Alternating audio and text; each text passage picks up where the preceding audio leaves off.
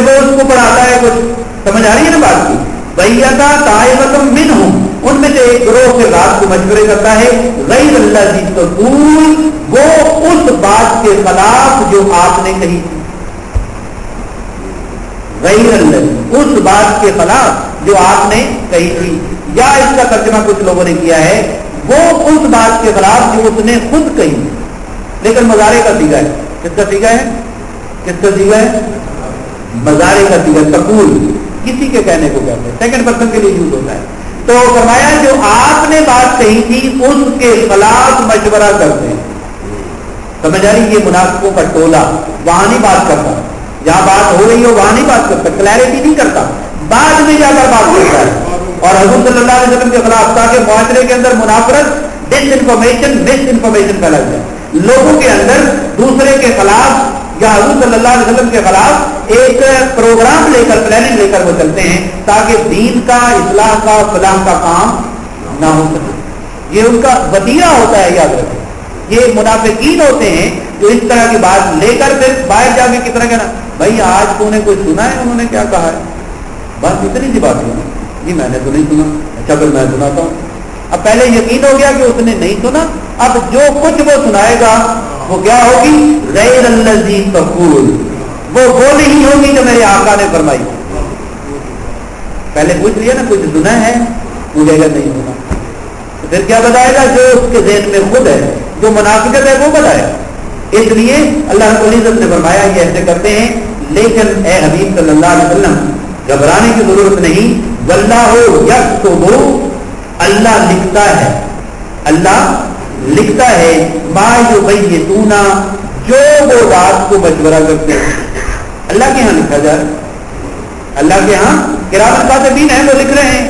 وہ کیسے اس سے کل قیامت کے دن بھاگ جائیں گے, اللہ نے اس کا ریکارڈ رکھا ہوا ہے, اللہ نے اس کا ریکارڈ رکھا ہوا ہے. اور آپ کے ذمہ کیا ہے, یہ ہماری اصلاح کے لیے یاد رکھیں. جب کوئی آپ نیکی کا کام کرنا چاہتے ہیں, بلکہ میں اس نتیجے پر پہنچا ہوں, سب سے زیادہ مشکل دنیا میں اور اس وقت دین کا کام کرنا ہے. کس کا کام کرنا ہے؟ کبھی ہم نے دیکھو نا, چوری کرنے والے کو کبھی نہیں کہا اس کی داڑھی نہیں پوری, کہتے ہیں اس کو اس کی داڑھی نہیں پوری. جو چوری کر رہا ہے اس کے لیے کوئی شرط, لیکن نیک کام کرنے کے لیے آپ کے پاس ہزاروں شرائط ہیں, اور کوئی بندہ شرائط پوری نہیں کر رہا تو اس کا مطلب اس کی بات ہی نہ سنی جائے. سب سے زیادہ حملے اس بات پر ہوتے ہیں, سب سے زیادہ حملے آپ کی عزت پر ہوں گے. آپ کسی کو بات کہیں گے لوگ گھر سے دیا آپ کو آگے ولی اللہ ہے, آپ اپنا آپ کو سنوارے, یہی سے بات شروع ہوتی ہے نا. اس لیے یہ بہت مشکل ہے, تانے پڑتے ہیں, لوگوں کی باتیں سہنی پڑتی ہیں, اسی کو صبر کہتے ہیں. اور آقا علیہ الصلوۃ والسلام جیسا کردار, آپ جیسی سیرت کسی کی نہیں ہے. قرآن نے کہا کہ 40 سال میرے مصطفیٰ نے آپ کے درمیان گزارے ہیں, اس کو پڑھو, اس میں بھی کوئی جھوٹ اور کمی نہیں ہے. تو اس زندگی پر بھی لوگوں نے اعتراض کیے. اس کے یہ جو واقعہ معراج ہے, اس پر بھی جب حضور صلی اللہ علیہ وسلم ان کے سوالوں کے جواب دے رہے ہیں, مسجد اقصی سامنے اللہ نے کر دی ہے. حضور فرماتے ہیں, حضرت انس رضی اللہ تعالیٰ عنہ راوی ہیں, حضور فرماتے ہیں اللہ نے مسجد اقصی کے سارے پردے اٹھا کے میرے سامنے کر دی, اور میں ان کو دیکھ دیکھ کر بتا رہا تھا. ادھر سے وہ سر مارے جا رہے ہیں, ٹھیک ہے ٹھیک ہے ٹھیک ہے. جب سارا ہو گیا تو کہتے ہیں بہت بڑا جادوگر, بہت بڑا. یہ رسول اللہ کے کردار پر باتیں ہوئی ہیں, میں اور آپ اور کوئی دنیا کا بندہ کیا ہو سکتا ہے. اس لیے آپ پیچھے نہیں ہٹنا, جو بات سچ ہے اس کو کریں, جو اصلاح کی ہے کریں. اس لیے تانے آتے رہیں گے. اللہ رب العزت نے اپنے حبیب کو, کیونکہ بتقاضۂ بشریت حضور کو بھی اثر ہوتا تھا, آپ پریشان ہو جاتے ہوتے تھے کہ نہیں ہوتے تھے. قرآن نے کہا میں ان کو نور کی طرف بلاتا ہوں, میں ان کو اپنا جنت کی طرف بلاتا ہوں, خیر کی طرف بلاتا ہوں, بھلائی کی طرف بلاتا ہوں, اور یہ میری بات سنتے پریشانی ہوتی کہ نہیں ہوتی؟ ہوتی ہے. حضور کو ہوتی ہے, بتقاضۂ بشریت ہوتی ہے. حضور کی بیٹیاں حضور صلی اللہ علیہ وسلم کو جب پریشان دیکھتی مکہ کی زندگی میں, تو وہ آ جاتی, حضور کو دباتی, حضور کے ہاتھ چومتی اور کہتی ابا جی چھوڑ دیں ان کو, یہ آپ نہیں بات سنتے تو چھوڑ دیں. لیکن اللہ کے رسول صلی اللہ علیہ وسلم فرمایا کرتے تھے, نہیں, مجھے چھوڑنے کے لیے نہیں, جوڑنے کے لیے بھیجا گیا. اگر میں انہیں چھوڑ دوں گا تو یہ کہاں جائیں, اگر میں انہیں چھوڑ دوں گا تو یاد رکھیں, اگر نیک لوگ کنارہ کجی کر کے گھر بیٹھ جائیں گے تو دوسروں کا کیا بنے گا. انہیں باہر نکلنا چاہیے. اسی کو جہاد کہتے ہیں. اپنی اصلاح کے لیے نہیں کہ ایک جناب چھوٹا سا حجرا بنا کے بیٹھ جائیں اور وہاں اللہ کے رٹے لگاتے رہیں. نہیں, باہر نکلیں. باہر جو کچھ ہو رہا ہے اس کو روکنے کی کوشش کریں. تو اللہ رب العزت نے دیکھا کہ میرا حبیب پریشان ہوتا ہے تو فرمایا فَأَعْرِضْ عَنْهُمْ, اے حبیب ان سے تغافل فرمائیں, ان کی پرواہ نہ کریں. یہ جو باتیں کرتے ہیں ان کی پرواہ نہ کریں. آپ استقامت کے ساتھ باتیں کرنے والے کتنے ہوں گے جی؟ کتنے ہوں گے بتائیں نا. آپ بتائیں, 2-4 ہوں گے. آپ 500 بندہ جمعہ پڑھتے ہیں یا کسی بھی محفل میں جاتے ہیں تو اختلاف کرنے والے کتنے ہوں گے؟ 2-4 ہوں گے. اور وہ بات کی ایسے پلاننگ بنائیں گے, ایسے نیٹ ورک کام کریں گے کہ ہر بندہ پریشان ہو جائے گا. میں بھی کہوں گا میں بھی پریشان ہو کے گھر بیٹھ جاتا ہوں, آپ بھی بیٹھ جائیں, کام کرتے ہی نہیں. کام بھائی اس میں عزت جا رہی ہے, اس میں فلاں جا رہا ہے, لوگ تانے دیں گے. یاد رکھیں, نام خدا, نام مصطفیٰ, قرآن اور اسلام پر عزت جاتی ہے تو جائے. عزت جاتی ہے تو جائے. وہ کون سی عزت ہے جو اسلام کو نہیں بچا سکتی؟ ہم عزت کو بچا کے بیٹھے رہے, لوگ بے دین ہوتے رہے, ہم عزت کو بچا کے بیٹھے رہے. ایسی بات نہیں کرنی چاہیے. ہمیں چاہیے کہ ہم اس کا ایک اچھے طریقے کے ساتھ مقابلہ کریں. اللہ نے فرمایا ان کو چھوڑیں جو بات کرتے ہیں. آپ ابو بکر صدیق کی طرف دھیان دیں, یہ بھی تو دیکھو نا. آپ ماننے والوں کی طرف دھیان دیں, ان کو چھوڑیں. جو مانتے ہیں, جو آپ سے پیار کرتے ہیں, جو پروانہ وال قربان ہوتے ہیں, جو نثار ہوتے ہیں, آپ ان کے تیر مارنے والے کو نہ دیکھیں. جو عورت اپنا بچہ دے رہی ہے اس کی طرف دیکھیں کہ تیر آئے تو اس کو لگے, تیر آئے. آپ تیر مارنے والے کی طرف نہ دیکھیں. جو آپ کے ارد پروانہ لار گھوم رہے ہیں, جو آپ کے ارد جانے کو مان کر رہے ہیں, نشاور رہے ہیں, ان کو دیکھیں. تو کیا ہوگا پھر؟ سکون ہوگا, تسلی ہوگی, اطمینان ہوگا. اس لیے ہمیں پازیٹو چیز کو دیکھنا ہے, نیگیٹو چیز کو ہمیں تھوڑے کو نہیں دیکھنا, زیادہ کو دیکھنا ہے. یہ ان لوگوں کے لیے ہے بات جو دین کا کام کرنا چاہتے ہیں. اور دین کا کام صرف یہ نہیں کہ جو آسان ہے وہ کریں, نہیں, سارا کام ایسے ایسے ہو دین کو لینا چاہتے ہیں. تو رب نے ایک اصول بنا دیا, فارسان ہوں, ان کو چھوڑ دیں, ان کو ان کے حال سے چھوڑ دیں. ان کو ان کے تھوڑے ہیں نا, خود ٹھیک ہو جائیں گے اگر ان کے مقدر میں ہوگا. وتوکل علی اللہ, اور آپ کیا کریں؟ دوسرا کام, اللہ پر بھروسہ کریں. اب اللہ پر بھروسہ کرنے کا مطلب کیا ہے؟ تبلیغ چھوڑ کے بیٹھ جائیں؟ جی نہیں, یہ تو مطلب نہیں ہے. اللہ پر توکل کرنے کا مطلب یہ ہے کہ حبیب صلی اللہ علیہ وسلم آپ اپنے کام کو, اس کو روکنا نہیں ہے, اس کو جاری رکھنا ہے. بس جو تھوڑے بہت مخالفت کر رہے ہیں ان سے لاپرواہی, اعراض برتنا ہے ان سے.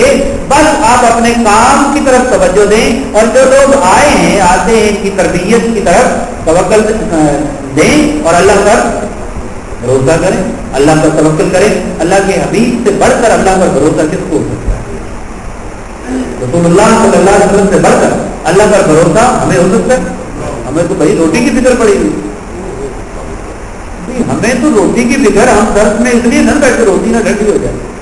ایسا ہی ہے نا, بارش میں بھیگ کے گھر جائے, کیا ٹیلی ویژن کا ایک ڈرامہ نہ مس ہو جائے. یہی ہے ہماری, اور کیا ہے. اس کے سوا میرا خیال ہے چھٹی والے دن اور کچھ نہیں ہے. بیوی بچوں کے ساتھ بھی بیٹھنا ہے تو ٹھیک ہے, بیٹھنا چاہیے, لیکن اللہ کے بندوں صبح سے بیٹھے ہوئے ہیں, رات بھی بیوی بچوں میں ہی تھے, اور صبح بھی جا کر 1 گھنٹے سے کیا ہو جائے گا. ویسے بیوی بچوں کا خیال رکھنا چاہیے. تو میں یہ عرض کر رہا ہوں کہ ہمیں اللہ پر بھروسہ کرنا چاہیے, اور جو زیادہ ہیں, جو آتے ہیں, ان کی تربیت پر کیا کرنا چاہیے؟ دھیان دینا چاہیے. ایک آتا ہے اس کی تربیت کریں, 2 آتے ہیں اس کی نہیں, جو آتے ہیں ان کو ہم کیا کر سکتے ہیں؟ منت کر سکتے ہیں, ہاتھ جوڑ سکتے ہیں کہ آپ بھی جناب تشریف لایا کریں, اللہ کا توکل کریں. اور فرما دیا وَقَفَا بِاللَّهِ وَكِيلًا, اور کام بنانے والا کارساز اللہ کافی, نتائج نکالنے والا اللہ کافی ہے, کارساز اللہ کافی ہے حبیب صلی اللہ علیہ وسلم. اور آپ دیکھیں کہ 23 سالہ زندگی کے اندر کتنے نشے کو فراغ, یہ کتنے نشے کو فراغ.